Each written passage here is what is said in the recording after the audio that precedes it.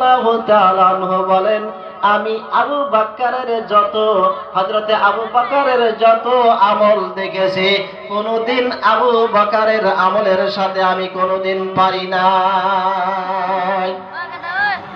আবু বকরের সাথে আমি যতই আমল করেছি, আবু বকরের আমলের সাথে আমার আমল তুচ্ছ। আমার মনে হইতেছে বিশ্ব নবী আজকে তুমুকের জন্য ডাক দিয়েছে, আমি ওমর মনে হয় আজকে দানের মধ্যে আমি আগে বেড়ে যাব, দান করার মধ্যে গেল আমি আগে বেড়ে যাব। বিশ্ব নবী বললেন, সাহাবারা, গজওয়ায়ে তবুকের জন্য, আল্লাহর রাস্তায় জিহাদ করার জন্য মাল সম্পত্তি খরচ করতে হবে। আমার বন্ধুগণ, সাহাবায়ে কেরামরা মাল সম্পত্তি নিয়ে আসা শুরু করে দিল। হযরত